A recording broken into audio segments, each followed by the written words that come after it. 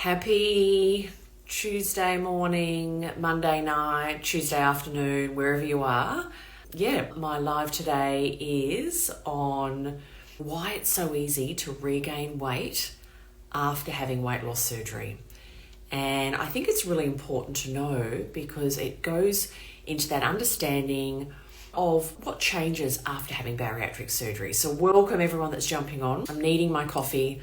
Hi Courtney, needing my coffee today.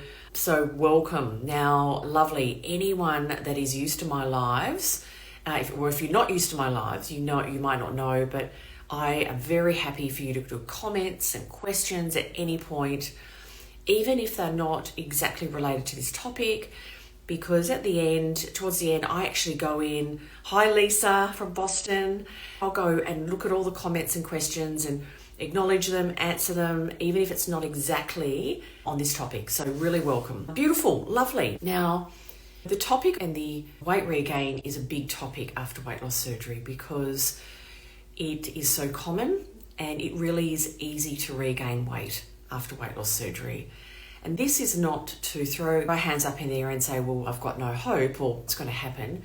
That's not what I'm talking about. I want to explain more about the changes that happen after bariatric surgery so people get a really good understanding of what's changed in your body. Because once you've had bariatric surgery, you are a person that's had bariatric surgery. This is a journey for the rest of your life.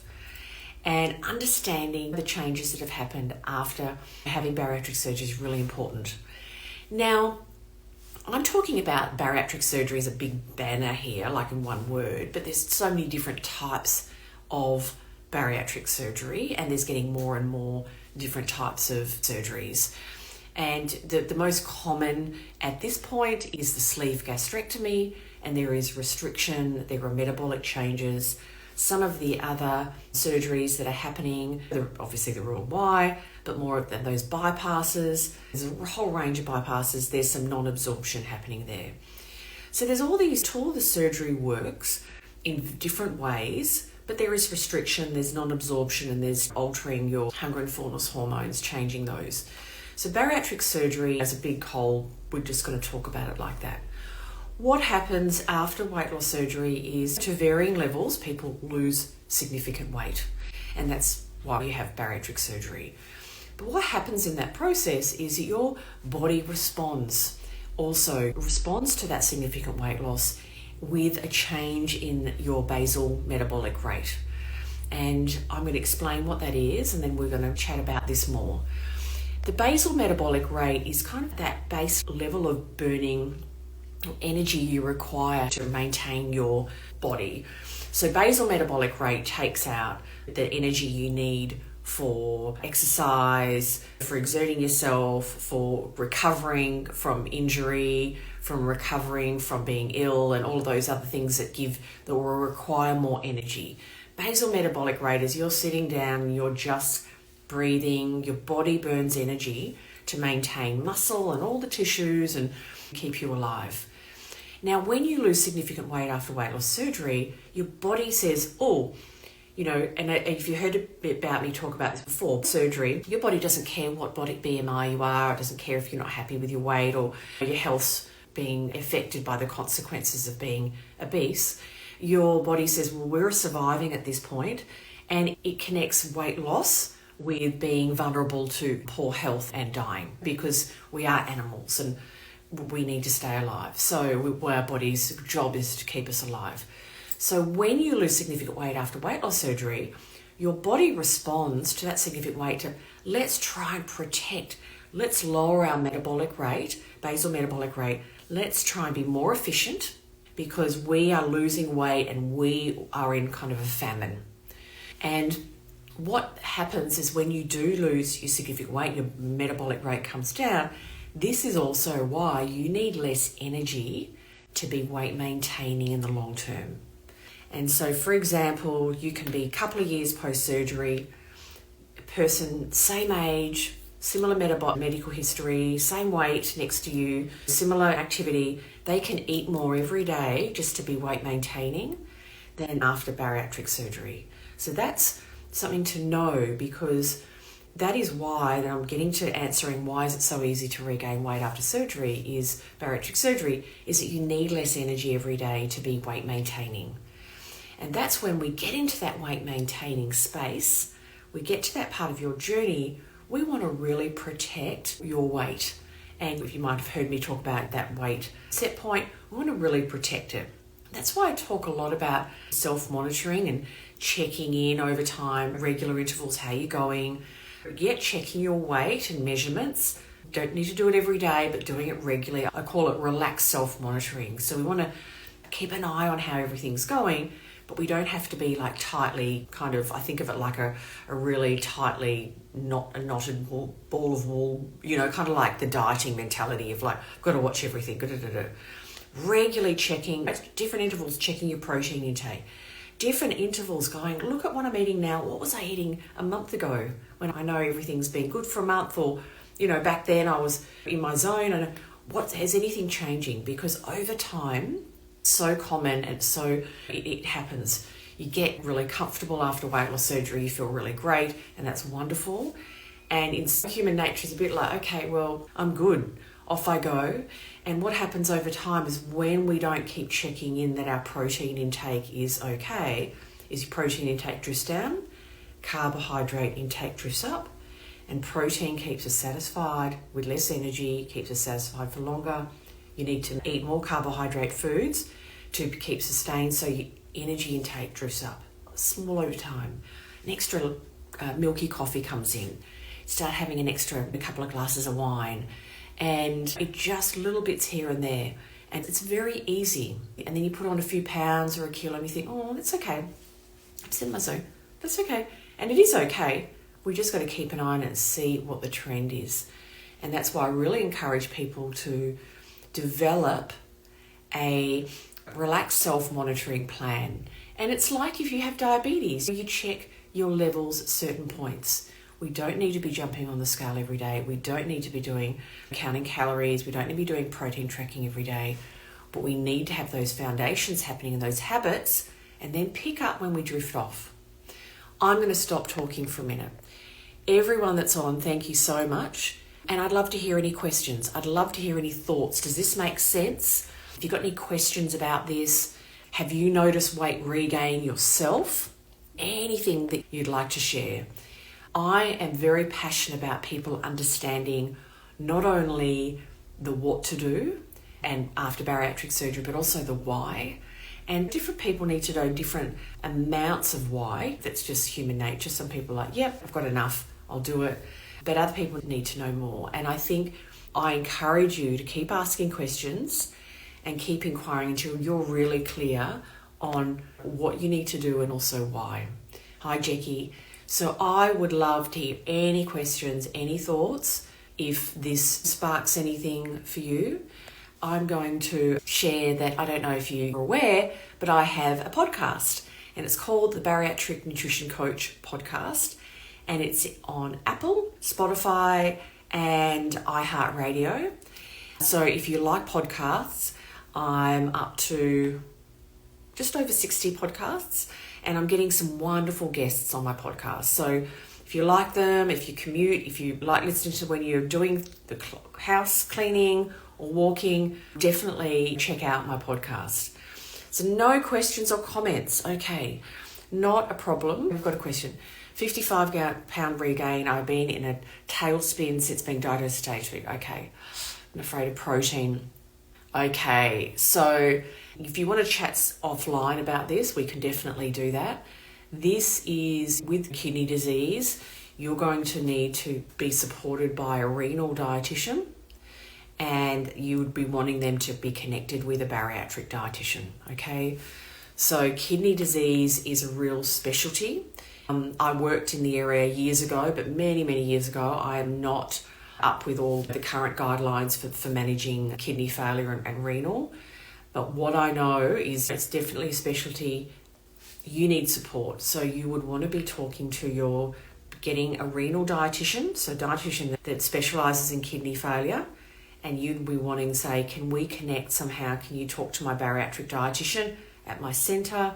Or how can we do this? So you're going to be finding a balance of supporting your renal function, or managing your kidney failure and supporting renal function you have, and what treatment you're undergoing, along with your nutritional status. Okay, so that would be my recommendation.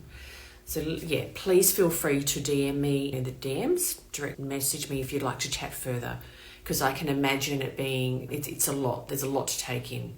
So yeah, struggle with weight regain about my period. I gain 2-3 kilos every time. It's not just bloating because I can eat much more. Okay, so this is very common. We want to very much manage this. So you're saying it's not bloating, it's not fluid, and that's really, it's good to pull it apart, because people do, and women can hold a lot of fluid. My question would be, you said you gain about 2 every time. So is your weight going up every month 2 or 3 kilos? Because is it coming off then a bit in the remainder of that month, so to speak? Is it going up and then coming down? Are you staying within a certain kind of weight band? Then it is managing kind of those cravings and having good options and managing that eating around that time. Knowing your patterns and your triggers is the first step. And it's wonderful that you do. But yes, you've got to learn how to manage it, especially if it is leading to weight regain that's not shifting. It is not uncommon for some women to eat a bit more times of the month, and then your body naturally adjusts in the week and 2 after, you're not as hungry, and then it comes down. And that kind of flow is very normal. So if you're staying it's going up, it's coming down again, then that's fine, but you've used the weight regain, so I'm guessing it's not coming off. Let me know. Oh, you're welcome. You're welcome, Christy. Then the next week I'm having a diet to get it off. Okay, yeah. Okay, sorry, just saw that. Yeah. So no, please feel free if you'd like to chat more in the DMs. Very happy to chat to you. It is around getting very clear about your, as I said, patterns and triggers, which you are, and then learning how to manage it, because we don't want to go into that it's really like an overeating cycle and then a dieting cycle. We want to minimize and manage that eating and find a bit more balance. Okay? You're welcome, Lorraine. You're welcome. Yes, it comes off. Okay. So we would want it to be coming off naturally, is that you listen to your hunger and fullness cues, and you're naturally eating less over the couple of weeks post your period because you just aren't as hungry. Not that you're actively restricting yourself, because you're still then in a dieting mode. So that's what I would be, So, and then Jessica's, experiencing that too. Just now returned. Okay. Yeah, hormones do change for women, I'm sure for men as well, but women after surgery, and often periods can go all over the place, can be continuous So just also know when the hormonal changes, women can be really high risk of getting pregnant, and sometimes bariatric centres don't really spell that out really clearly. So being very aware of that in the first year to 18 months post-surgery. So Jessica, what I just said, it relates to you too. So great question, great topic. Let me know, Jessica and Saron, if that has kind of answered your question. It's really around finding great options that are great high protein options, say if you're going for sweet foods, being really mindful of those cravings that are coming up, being prepared, having great options that are high protein, have sweetness. Protein is so important to put with sweetness, because we get sustained. Not only you get that sweetness for the craving, but you get fed to meet that level of appetite, okay, and that level of hunger. So it's so important not to go for the empty kind of discretionary foods. You need to be really strategic and really prepared, and that can be great to even put in your calendar and really know what's happening, because we want to manage it and not get to those really like peaks and troughs, and get things more smoother. And following your hunger and fullness cues after, which I talk a lot about. So I hope that answers your question. So wonderful, everyone. Thank you so much for jumping on. That were great comments and questions. And I wish you all the best, Lorraine, because you need support. And I know I'm repeating myself, but support's going to be really important, because you need to feel confident and really supported in managing your kidney function. So, everyone, I'm about to wrap up. If you don't know who I am, I probably didn't really introduce myself in the beginning, but you probably know who I am to a degree. My name is Jane Stoltze and I'm a registered dietitian. I'm a bariatric dietitian and I work with people all over the world in my Bariatric Nutrition Bootcamp, and I coach and support people pre-surgery, any stage after. And I love what I do. I have 3 different levels of coaching and support in my program. So people get to choose a level that suits them on the level of support that they need. As you go up my levels, there's more one-on-one time with me, but there's private coaching at each level. And my goal is that people can get the support that they need no matter where they live and no matter where you've had your surgery, because it's not just getting a piece of paper after surgery, getting a booklet, do this, do that. Behaviour change and what we ask of you after surgery is a lot, and there's a lot of change over time, and it's a lifelong journey. So if you'd like to know more about my support, just send me the word "Hello Jane," and I'll come back and we can chat with no pressure or obligation. So thank you so much everyone for jumping on. Really appreciate it. I've got no support advice. I needed to hear this beautiful ask. Keep asking, Lorraine. Call different people. You need to keep ask, because you've got 2 things that are really needing support, not just bariatric, but your renal. Beautiful. You're welcome, Saron. You're welcome. You're welcome, everyone. Thank you. Thank you so much, Belinda. Support is fantastic. Oh, very kind, Belinda. Thank you. And lovely. Okay. Have a good night, a good day, afternoon, no matter where you are. And I really look forward to seeing you next week. Bye for now.